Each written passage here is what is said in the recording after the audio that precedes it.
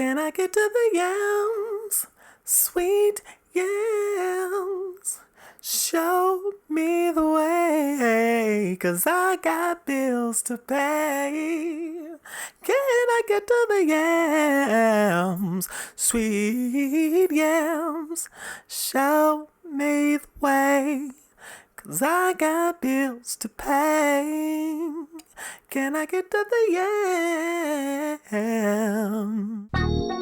Hey, what's up, everybody? This is your girl, the Priestess, never your mistress, Yannick Taylor.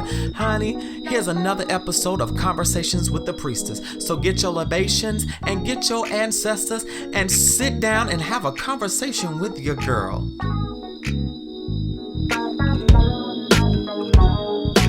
You're beautiful. You're beautiful. You're beautiful. So beautiful. Hey, what's going on, everybody? Here's another episode of Conversations with the Priestess. The song that was sang by yours truly in the beginning before my intro music is Yams by Masego and Devin Morrison. I absolutely love that song. You can find that song on anywhere where you download and or stream music. I have been playing that for the last several days, and the song and its message is just phenomenal. It has a 90s feel to it. And Masego and the Devin Morrison team, baby, they are quite a team on this song. So I urge you to check out that video, check out that song. It is everything. I pray that your last 7 days have been awesome, and I do mean awesome as fuck. It has been awesome for me. There has been some trials, but thankfully my mental health has been where it needs to be. And speaking of mental health, May is Mental Health Awareness Month. Please, if you need help in any way with your mental health, there are resources available. I am personally with BetterHelp, and I have my therapy session after this week after this episode, and I'm thankful because being able to take care of your mental health does so much for you in your life and just as an individual, and I'm grateful to have that particular help. So I want you to click my link in the description box, and please, if you need therapy, you get 1 week free when you click on my link. So click on that link, and that will take you to BetterHelp.com and get your free week. It's quite affordable. Check with your insurance, because your insurance will be able to cover that as well, and especially with some carriers. So check with your insurance to see what they can do, and if you don't have insurance, hey, you can still look for pro bono care in your area. Be sure to look up pro bono mental health or pro bono therapy. And if you need any resources, and if you're anywhere in the United States, and specifically in the Philadelphia area, if you need help with these resources, I want you to go check out Visible T 365. I am a part of Visible T 365, and we are doing a wonderful work for the trans community. I have the links in my show notes as well for that. Please check out Visible T 365 if you need help with housing, help with getting access to testing for HIV, being able to get all the necessary resources for you as a trans person, as a Black queer trans person, is right there for you. So again, please check out Visible T 365. You don't want to miss out on great resources to help you during this time of mental health awareness. And if you want to reach out to me directly, y'all can email me at that's the number 2, priestess@gmail.com. And I will point you in the right direction. And also, that's where you can hit my mailbag if you have questions, or if you have listener letters, y'all can email me and we will discuss it. Y'all can give me a fake name, whatever you want. We respect your privacy in this place, but also we won't share anything unless you give permission for us to. That's just a little bit of housekeeping. Also, I wanted to let people know that if you want to support this podcast financially, or if you just want to donate to this podcast to keep it going, as well as allow us to help other trans podcasters, other trans individuals, you can do so by hitting that Cash App. That's cash.me/$CWT P86. You can use that mode to give. Also, I'll have more ways to give coming up as I readjust some things with the branding. So I have some new ways coming. Please watch out for my Twitter. Our Twitter handle is CWT Priestess. Please check that out. And again, thank you all. And don't forget to leave us a 5-star review on whatever platform that you're using. If you're on Apple Podcasts, please leave us a 5-star review. Let us know how we're doing. And please don't be afraid to share and use that hashtag. Hashtag Talk to Priestess and hashtag Church Girl. That's CHURCHGURL. So, in other news, according to NBC News, black religious leaders and advocates are urging church members to signal support for the TLGBT plus community as we see a rise in anti-LGBT, anti-queer, and trans legislation. One of the experts on the panel, Reverend Cedric A. Harmon, who is the executive director of Many Voices, which is a black church organization promoting LGBTQ justice, he states in an interview that it's critical for the religious leaders to speak up in support of the Equality Act, a bill that would solidify non-discrimination protections for the LGBT community. And as we've seen in the last couple of years, we've seen a rise on anti-trans, anti-LGBT bills across the board. And even with this leaked draft of them talking about overturning Roe versus Wade affecting abortion, which also affects queer and trans people, because cis people aren't the only people that can give birth. Remember that. And also, this is about women's rights to decide what they want to do with their own bodies as well with the Roe versus Wade. But we have black people that are religious in the community. You see black, queer, and trans people in all facets of the church working in spirituality, especially in the black church. And unfortunately, we have a lot of people in the black church that support these anti-LGBT laws. So I see it refreshing that we have a black church, which has been known as a pillar in the black community, taking charge of what they typically would preach about. But now that we have black, queer, trans people being more visible, we have black, queer, trans ministers, non-binary people that are active in church, an array of the diversity of the queer and trans communities. We see them working in the church. And remember, the Equality Act passed in the House in February of 2021 in a 2024 to 206 vote, largely along party lines. And however, it doesn't have the 60 votes needed to bypass a filibuster in the Senate. Meanwhile, on the state level, places like Florida and Texas have been the center of heated debates over LGBT rights. We have Florida doing the Don't Say Gay bill. And then in Texas, the whole debacle about transgender minors being able to get gender affirming care, which they haven't done their research. And this to me is a big assault on trans people. And they're just picking at trans children for no reason. It's a witch hunt. Also, people have been calling on members and religious figures to denounce the violent deaths that black trans women have been facing and the acts of violence upon us. So at the time of this article, there's been 6 known trans and gender nonconforming people across the United States who have been killed in anti-trans violence. So just reading the article, we see that there is a lot at stake here for the LGBT community, and we have a lot of voices speaking up for us now in religious circles.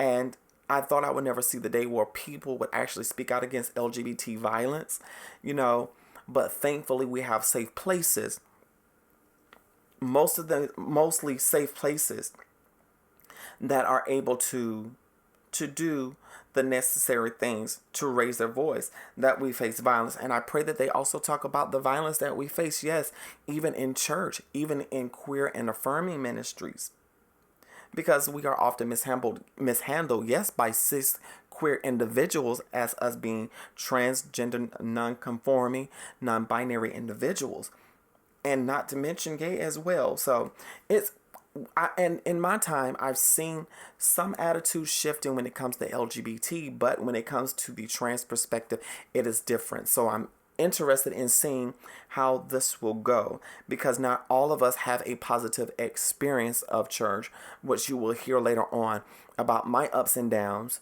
with being in ministry and being a trans woman in ministry and teeter-tottering on the gender fluid phase for a while.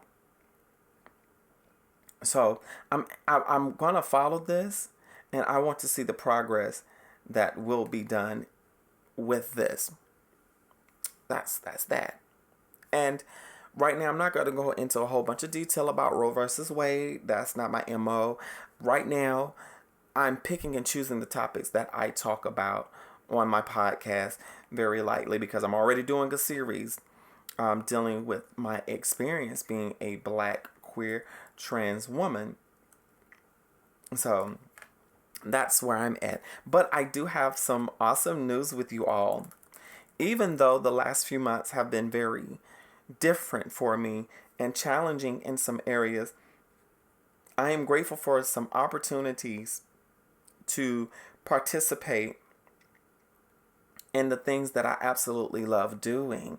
And it's something when people see your work and they see you, they see how you carry yourself, and they will reach out to you. That's that. And I thank God for these opportunities. But not only that, I want you all to come and celebrate with me on June the 4th, 2022, here in Greenbelt, Maryland. I will be taking part in the Greenbelt Pride celebration.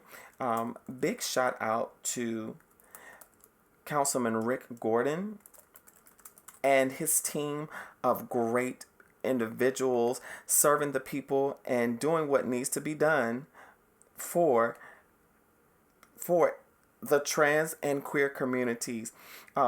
This is going to be a great event on this day, and it will be hosted from 1 to 4 p.m. on June the 4th by Greenbelt Voices Rising, which is, again, it will be their first Pride Fest at Roosevelt Center in front of the Mother and Child statue here in Maryland, if you know where that is. If you need that information, I have the event page in my show notes as we are talking. Y'all can go check that out. But yours truly will be performing and singing at this ostentatious occasion. I want you all to come out and support if you are in the DMV. If you need more information on that Pride, again, that's June 4th, 1 to 4 p.m. in Greenbelt, Maryland.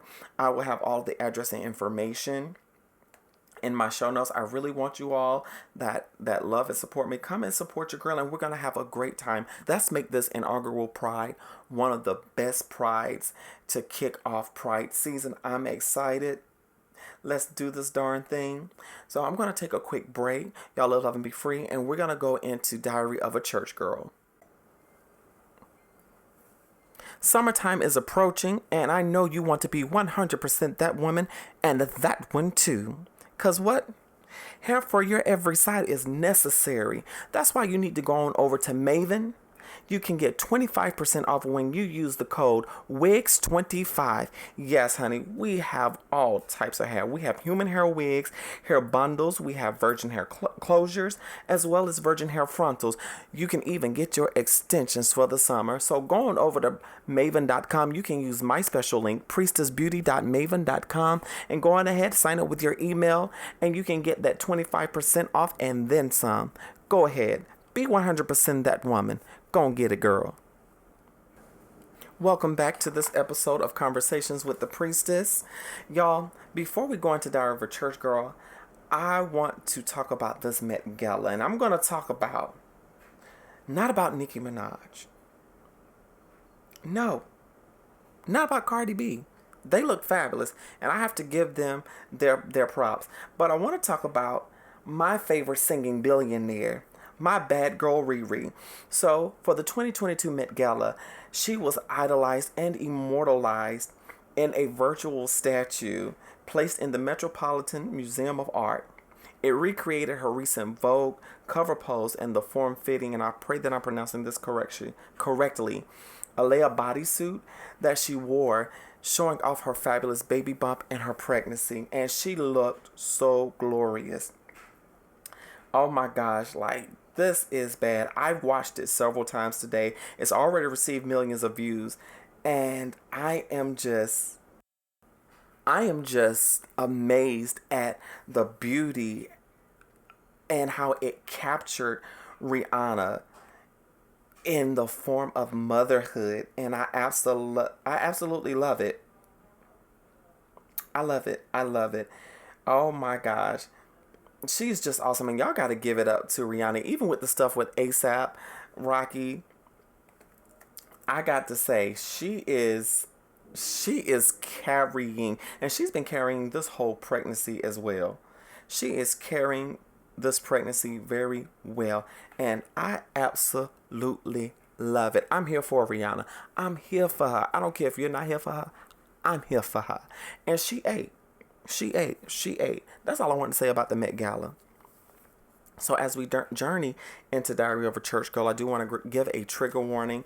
What we're about to go into details abuse, details information, and scenes of a sexual nature. So if you need to go ahead and just tune off, do what you got to do. And we're going to go ahead and go into Diary of a Church Girl for those that are still listening. So we talked about last week the pastor berating me and constantly doing things, and by me playing at other churches, I was actually able to make money and things like that. So one of the things that I did mention was about us doing outreach. At this point, he would say that we were not committed to ministry. It is currently storming while I'm doing this episode, so you may hear the Lord doing his work in the background. I'm just saying, that's my strength right now.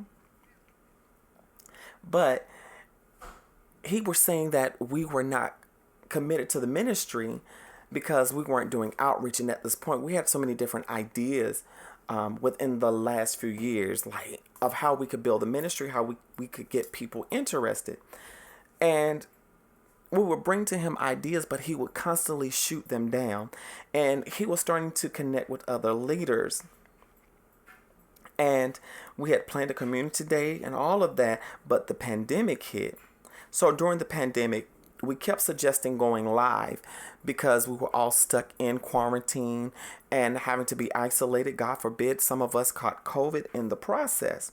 So he finally started going live, and it was a major hit. And we were satisfied. So it kept going. I would occasionally teach on live, and I would occasionally pray. But mind you, a lot of times I would be at work on the nights that I was assigned to pray. But thankfully, it was at that critical point where I was closing the store and I could do my work while I prayed. And a lot of times, we would just sit back, relax, and just check out live services together. But one of the things that got on my nerves was when I wasn't assigned a night to teach or pray, I still had to be on in some form or fashion. And it was imperative that we share, which quite naturally I'm going to share the live of the church that I attend. But understanding I'm at work, sometimes I may not have been able to be on.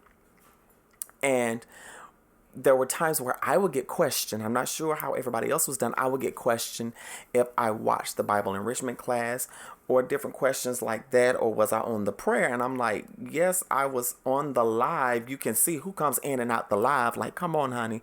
But I let him know, look, I'm at work a lot of times, so I may not be able to be on like that. And there was some level of understanding, but it became an issue when I was not able to be certain places because I have a life outside of ministry. So during this time, mind you, I was working at two other churches here in DC. And one church that I played for, I'm not going to reveal the church's name.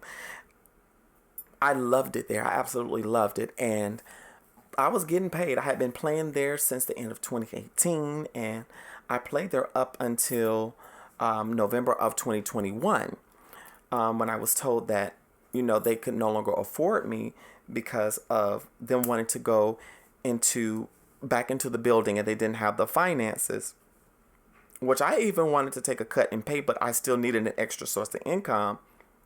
But that's another story later on. But I was working for this church, and I enjoyed playing there. We would travel a lot of times, and we would come back, but I would leave there and I would go to another church to do praise and worship. And I left this particular church position, this particular job, due to, number one, a conflict of interest and some things happening in the mix. And there were other opportunities that I had to take, that I wanted to take as well. So, mind you, there was points I said that I was sat down. I was actually sat down for a few months in 2019 up until the new year, because at this point, I was going through a bad depression at this point. And the depression got so bad to where I didn't really have the energy to do ministry. Mind you, I would push myself and I would always be berated. Mind you, I'm in therapy at this point, but I would constantly be berated for being depressed and being told the spiritual response, oh, you need to come out of that. You need to pray more. Your problem is you don't study the word, or like there was some unwillingness, not understanding. Look, my mental health is being affected. My body is going to react in different ways. So excuse me for being depressed. But I kind of kept it subtle because they made it seem like I wasn't committed to God when I really was committed to God. I just wasn't committed to them. And in 2019, I believe I may have said this in another episode, but he had a habit of threatening to embarrass you just because pastor teacher, prophet teacher, same thing. He would have a way of wanting to embarrass particularly me. And just hearing how when my mom came to visit, like I said, he said, oh, I'll embarrass you in front of your mom if I have to. I'm like, why would you have to embarrass me? And I feel that if you have to embarrass somebody over something minute, that says a lot about your character. That you're an abusive person, and you need help if you're doing that to people. And mind you, during this time, I'm coming to a point in my transition where my body is actively changing, where I'm like just going through the physical changes and mental changes. So later on, as I'm going to church, we end up going to this church and doing things. We end up going to the convocation for the fellowship that we were in. And in the months prior, I expressed that I wanted to meet with Bishop because I'm like, this convocation, I really want to be myself. And yet again, the meeting was kind of pushed to the back burner. Not right now. And I was never asked how I felt about this the whole time. And I would be looking at outfits and things, but I was told I wasn't ready yet. So and this is at a point to where my transition started stalling because I felt that maybe I shouldn't transition, or maybe I'm doing something wrong. And mind you, I'm still taking more hormones, but it got to a point to where it was always something about my transition. And I remember one day during a moment where my anxiety was high because I just got off from work, and I'm dealing with some things in my personal life that I wasn't talking to people about because I didn't want to be berated, because I am like trying to focus on life. I'm stressed out, and seeing how you berate me, that made me not want to talk to anybody, tell anybody anything. And so when I would finally say something, they would be like, the pastor teacher would be like, well, why didn't you say anything? Well, when I did try to say something, you berated me and I stopped talking.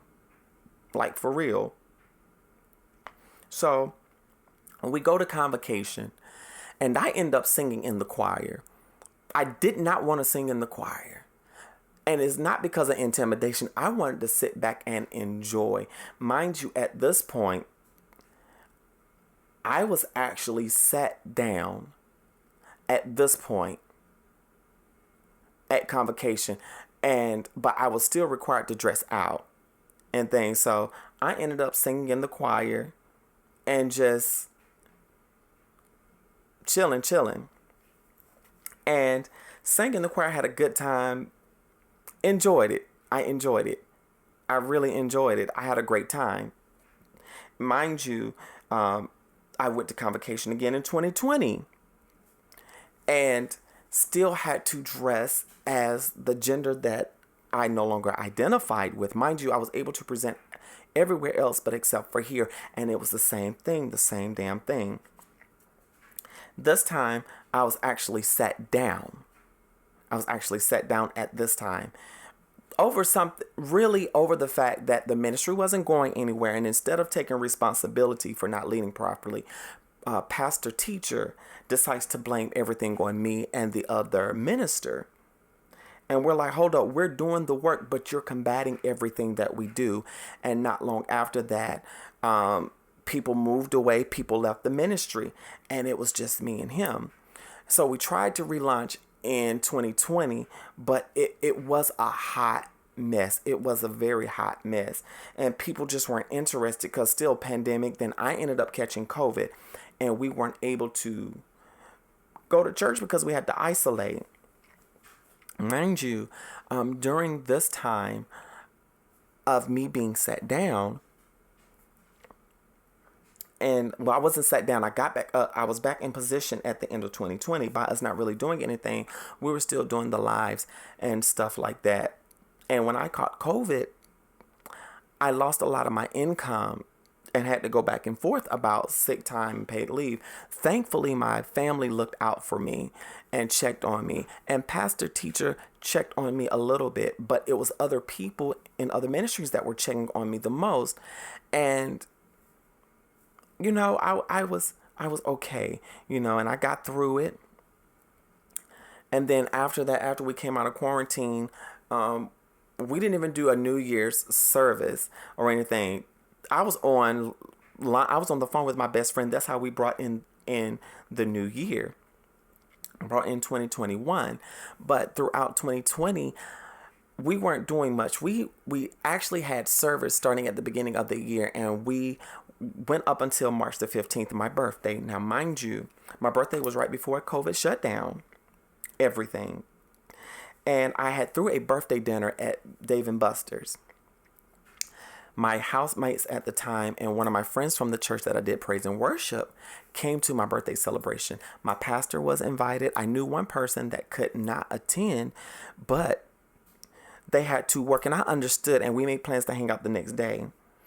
Pastor teacher never showed up to my birthday dinner, called me right before time for us to meet and say, oh, I'm not coming, but I wish you the best of birthdays. I'm like, well, thank you. I felt some type of way, and I felt hurt. Because I'm like, dang, I've been riding and dying for you. I've been coming to support you, but this is my birthday. And you didn't show up. I get some people, because of health concerns, did not come because COVID was still out there and different states were having so many numbers go up and so many infections. So I got it. But dang, you know, before we had any mandates, you could have came, in my opinion. And I was never given a full explanation for why they didn't show up. So I let it be what it was and just moved on and celebrated my birthday by myself for the remainder of the evening after the dinner. I ended up going to a few clubs and came back home. That next morning, mind you, I'm doing praise and worship at another church here in DC. So I go to praise and worship. They acknowledged my birthday, but of course, I didn't get any gifts, which didn't bother me. I was just happy to be alive. And at that time, I had a sick uncle and I had a sick grandmother at the time.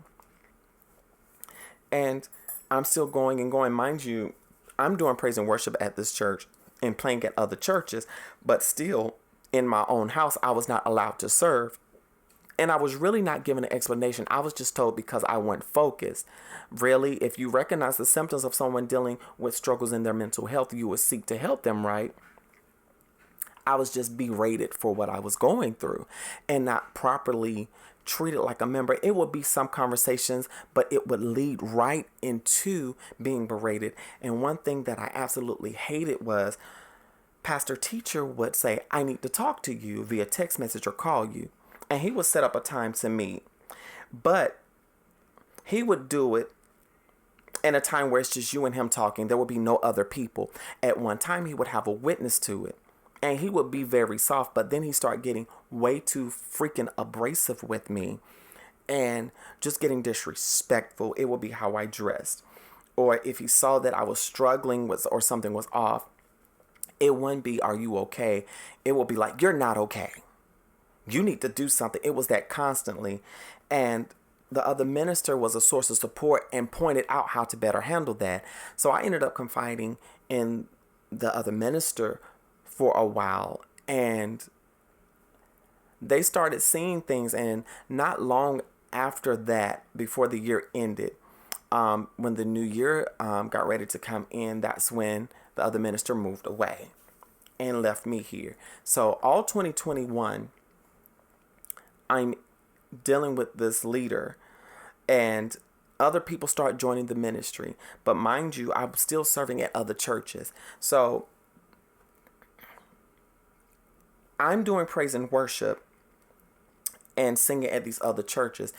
Not one time did he come support me at the church that I played for, because I would be playing there and I would have to leave there sometimes and go to the church that I did praise and worship for, and still had to be at our church on time. So at this point, we're just meeting on live at this point. We no longer have to worry about the time constraints. And this is like going from 2020 to 2021 at this point. We did have one service like when they got ready to open up a building, but they changed their mind, so we had to push it back. So I'm doing praise and worship, and my pastor would check in every now and then. And he would always critique the way I did praise and worship. He was like, okay, you did good, but something was missing, like, or you could have did it different. I'm like, okay, tell me how to better my craft. I'm practicing studying other praise and worship leaders. And mind you, I've been doing praise and worship for a long time. But I'm not opposed to learning more and getting tips on how to hone my craft, as long as you're respectful and not being shady. So this is what he would do. He would tell me something about praise and worship, and I would listen, but I had my own flow. And where I'm at, I'm looking at the people's response, and I'm looking at what worked and didn't work. And I started going with my own flow. However, he didn't like that. He was like, well, do it this way, do it that way. And me and the other minister had been working so hard with the praise and worship team until it got annoying to hear him complain. So he would constantly complain about me doing praise and worship. And when we would have a service in person, I would do praise and worship, but he would take over for me, or he would just lead praise and worship himself. And I'm not being offensive, but Pastor Teacher would sing the same songs over and over. He would ask me to come up with new songs, but he never did them. So mind you, I worked with this particular church up until 2020. 2021, I had stopped working for them at this time because I had quit. But during this time, up until 2020, until September 2020, I worked with this church. So he would come in, but then he started getting invitations to come preach, and that was when he would really come into the building, when it was expected for him to preach. He may have came one time just to support, but that was the only time. But he never came to support us other than that. He didn't start supporting until the new minister came around. And one habit that Pastor Teacher had when new people came around, he would just kick me to the back. And there's been many times in service how we would have the setup. We would have the pulpit in the front. Normally the musician sat in the front and played, or if I was on duty, I would sit where a minister normally sits. So in the times that we had in-person service, he would have the keyboard sitting in the back of the church behind the congregation while everybody else sat up front. And I'm thinking maybe it was for the room setup, but in hindsight, I feel like he was ashamed of me, like I was a threat to him or something. And I would be sitting in the back and I would be in my own little world, and I felt isolated. I really did. But I said, you know what, just focus on the service. You're just here to get through, just survive the service. But during that, I started doubting myself spiritually. I started doubting myself as a musician. And it caused me pain to be treated like that, because sitting in the back, I felt as if I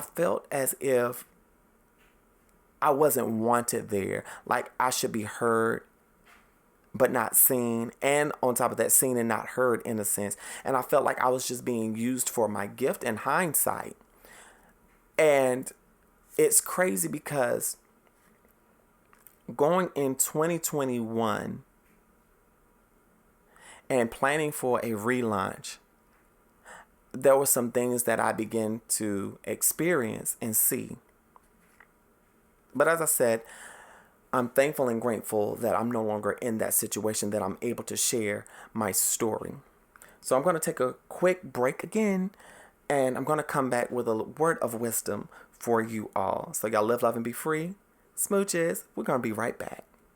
Want more of Conversations with the Priestess? You can follow me on YouTube. That's youtube.com. You can type in Conversations with the Priestess and you'll see your girl. I love to see you there. Don't forget to comment, subscribe, and hit that thumbs up button and set the bell notification. Let's get back into the show. It's time to talk to Priestess. That's what I thought you said. Now let me offer this as a rebuttal.